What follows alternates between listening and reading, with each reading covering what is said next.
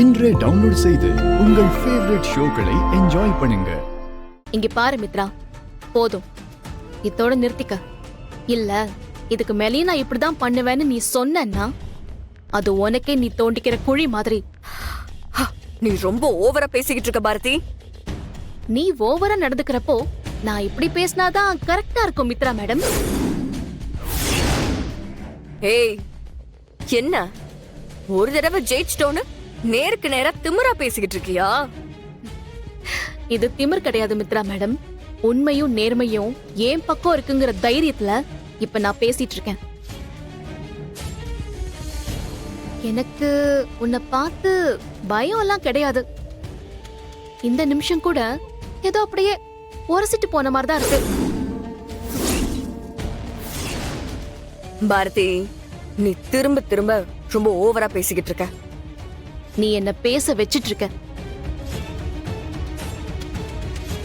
இங்க பாரு மித்ரா, இந்த மாதிரி கேவலமான வேலையை பண்றதெல்லாம் இதோட நிறுத்திக்கோ. அதான் உனக்கு நல்லது. ஏன்னா நீ பண்ற தப்பெல்லாம் யாருக்குமே தெரியாதுன்னு நீ ரொம்ப தைரியமா தப்புக்கு மேல தப்பு பண்ண ஆரம்பிச்சிட்ட. ஆனா அத மேல இருக்கிற ஒருத்தன் பார்த்துட்டே இருக்கான். கரெக்டா நேரம் வர்றப்ப உன் தலையில கொட்டி உன் ஆட்டோ எல்லாம் போதும் அடங்குன்னு சொல்லி அடக்குவான். உன்ன மாதிரி ஆளுங்களுக்கெல்லாம் அப்படிதான் புத்தி வரும். அந்த மாதிரி ஒரு நிலைமை வராம இருக்கணும்னா இப்பவே நீ உன் ஆட்டத்தை நிறுத்திக்கோ. அதுதான் உனக்கு நல்லது. இல்லனா என்ன அசிங்கப்படுத்தி பார்க்கணும்னு நினைச்ச உனக்கும் அதே நிலைமை நாளைக்கு வரும்.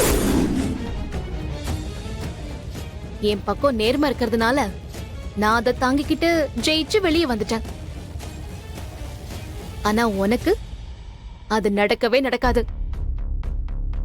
இனிமேலாவது என்னையும் ஆதியும் பிரிக்கிறதுக்கு ரொம்ப மொக்கையா திட்டம் போட்டு இந்த மாதிரி வாங்கி கட்டிக்காத. இந்த தடவை உன்னை காப்பாத்துறதுக்கு உன் அண்ணன் இருந்தாரு. இப்படி ஒவ்வொரு தடவையும் உங்க அண்ணன் வந்து இந்த அன்பு தங்கச்சியை காப்பாத்திட்டு இருக்க முடியாது இல்லையா? அதனால ஜாக்கிரதை, உடம்ப பாத்துக்கோ. ஏற்கனவே செவத்துல எல்லாம் அடிச்சுக்கிட்டு பாவம் கையெல்லாம் வலியா இருக்கும். கோவத்துல எங்கேயாவது போய் மோதிக்கிட்டு மூக்கு உடைஞ்சிட போகுது. சரியா மித்ரா? பாய். ஆதித்யா, இங்க வா. ஹோம்வொர்க் முடிக்காம எங்கடா போற? எனக்கு தூக்கம் வருதுக்கா. ஹோம்வொர்க் நாளைக்கு காலையில பண்ணிக்கிறேன். நான் இப்ப ஆதி அப்பாவோட ரூமுக்கு போய் தூங்க போறேன். ஆதித்யா, அம்மா தான் அவர் அப்பான்னு கூப்பிட கூடாதுன்னு சொல்லிருக்காங்கல்ல, மறந்துட்டியா? ஆமாக்கா, மறந்துட்டேன். இனிமேல அப்படி நான் கூப்பிடல. நான் அங்கிள் ரூம்ல போய் தூங்குறேன். வேணாம் ஆதித்யா, சொன்னா கேளு. அங்கெல்லாம் போக கூடாது. நீ இங்கே படு. அம்மாக்கு தெரிஞ்ச திட்ட போறாங்க. முடியாது, இன்னைக்கு நான் அங்கதான் தூங்குவேன். நான் அம்மா கிட்ட சொல்லிட்டு போறேன். அம்மா வேணான்னு தான் சொல்லுவாங்க. வேணாம் ஆதித்யா. அப்ப நான் சொல்ல மாட்டேன். நீ ஏன் அம்மா கிட்ட சொல்லிருக்கா?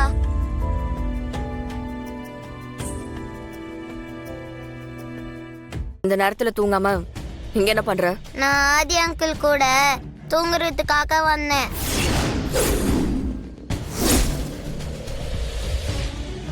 என்ன சொன்ன? ஆதி கூட இந்த ரூம்ல தூங்க போறியா? ஆமா, ஆதி அங்கிள் என்ன எப்ப வேணா இங்க வந்து தூங்கலான்னு சொல்லிருக்காரு. அதனாலதான் வந்திருக்கேன்.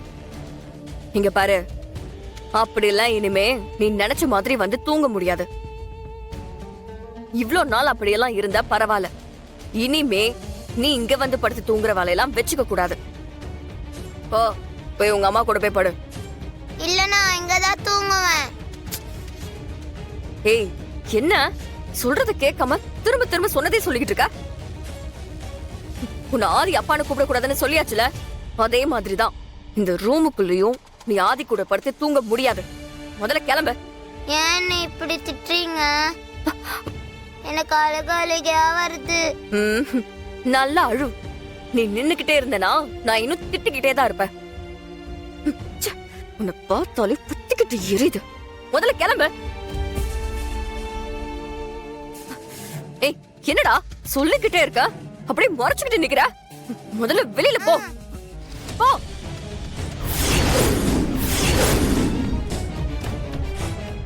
முத்ரா, என்ன பண்ணிட்டு இருக்க? குழந்தைகிட்ட இப்படியா ரூடா நடந்துப்ப? உன்ன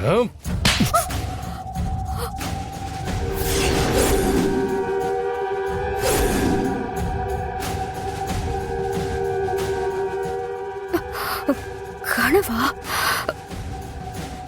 அம்மா பாரதிக்கும் எனக்கும் என்ன நடந்துச்சுன்னு எனக்கு இப்போ வரைக்கும் தெரியல. ஆனா எந்த சூழ்நிலையிலையும் உன்னையும் அம்மாவையும் தமிழையும்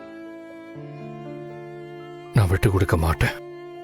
அதுக்காகத்தான் வேற வழியே இல்லாம மித்ரா சொல்றதெல்லாம் பொறுத்துக்கிட்டு நான் அமைதியாவே இருக்கேன். என்ன மன்னிச்சிரு ஆதித்யா.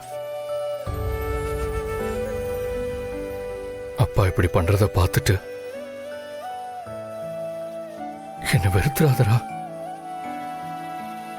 சீக்கிரமா இது எல்லாத்துக்கும் ஒரு நல்ல முடிவு வரும். உனக்கு அப்பா நான் இருக்கேன். எல்லாமே மாறப்போற அந்த நாள் ரொம்ப தூரத்துல இல்ல, மனசுக்குள்ள உங்க கூட சேர்ந்து நான் வாழ போற அந்த வாழ்க்கைய அப்படியே நினைச்சுக்கிட்டு என் மனசை கல்லாக்கிக்கிட்டு இன்னைக்கு எப்படி இருக்க. கண்டிப்பா நீங்க எல்லாரும் என்ன புரிஞ்சுக்குவீங்க. நானும் அந்த நிமிஷத்துக்காகத்தான் இப்ப வரைக்கும் காத்துக்கிட்டு இருக்கேன்.